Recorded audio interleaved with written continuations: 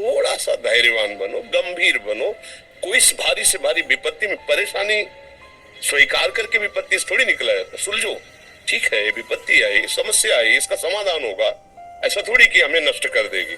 अगर अभी हमारी बड़ी हानि हो जाती है, हम कल इससे बड़ा लाभ प्राप्त कर सकते हैं। हमको एकदम बिल्कुल गंभीर रहना है, इतने कमजोर नहीं बन जाना।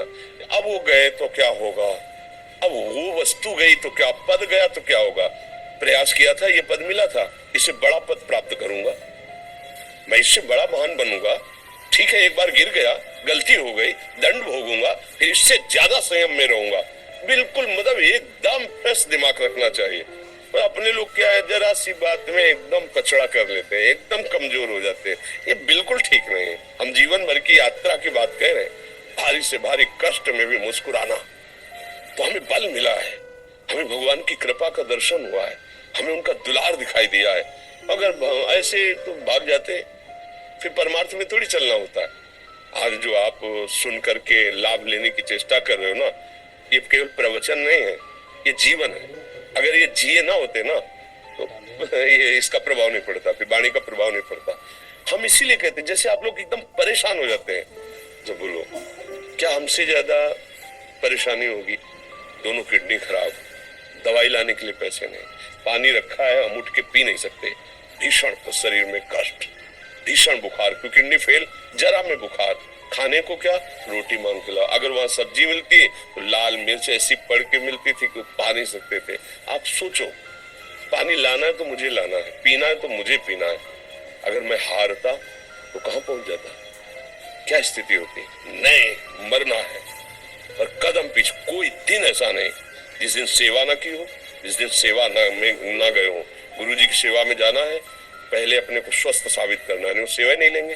तुम बीमार हो, तुम कष्ट में, वैसे उनकी दृष्टि बड़े शांत है। उनकी सेवा की, आके लेट गए, फिर हिम्मत की, अपनी श्री जी की सेवा की, मधुकरी नहीं गए, 3-3, 4-4 दिन भोजन नहीं गए, पर सेवा नहीं छोड़ा, दिनचर्या नहीं छोड़ी।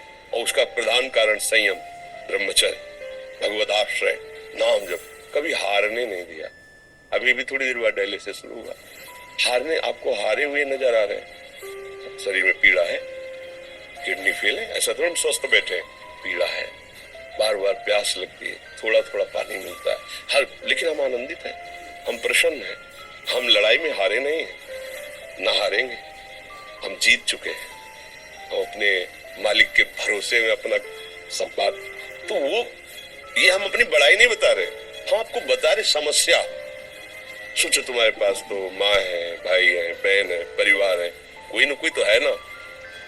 मेरा किसी ने कभी जीवन में ध्यान भी नहीं दिया, क्यों? बचपन से बाबा जी बन गए, किसी से प्यार नहीं, किसी से संबंध नहीं, कोई जानकारी नहीं, हम कहाँ हैं, वो कहाँ, किसी से कोई मतलब नहीं। अच्छा, जवान साधु कौन श्रद्धा करे, कभी गांव जाने की हिम्मत नहीं पड़ती कि रोटी मांग ले। पता नहीं लोग क्या सोचेंगे, क्या भावना कर ले। हम दरवाजे पे खड़े हैं, क्या कैसी भाव, जो हमारे सामने आकाश वृत्ति से आया यौवन अवस्था में, वही पाया, अन्यथा भूखे रह गए। जब हम हर समय अपने को विवेक के द्वारा सावधान रखे तो हम कभी निराश नहीं हुए, कभी उदास नहीं हुए, कभी ऐसा नहीं लगा कि यार हम दुखी, कभी नहीं लगा। उसी का फल है कि उस सुख का संकेत मिल गया जहां दुख की निशानी भी नहीं, वही उसी के बच्चे हो। हम सब उसी धातु से बने हुए हैं। हम इतना क्यों परेशान हो जाते हैं? हम ये देखते हैं अपने लोग, थोड़ी बात बिगड़ गई परेशान, नहीं बिगड़ी तो बिगड़ जाने की संभावना में परेशान है। आज सुख है लेकिन कल सुख छिन जाएगा, तो हम आज के सुख में सुखी ना होकर कल के दुख की आने की संभावना में हम भयभीत हो। अब क्या हमारी सोच रह गई? हमको इतना बलवान बनना है कि सुख और दुख दोनों हमको छू न सके। भारी से भारी सुख की व्यवस्था है तो अहंकार नहीं, हर्षित होकर किसी का अपमान न करे कि हम धनी, हम पदाधिकारी, अमुक।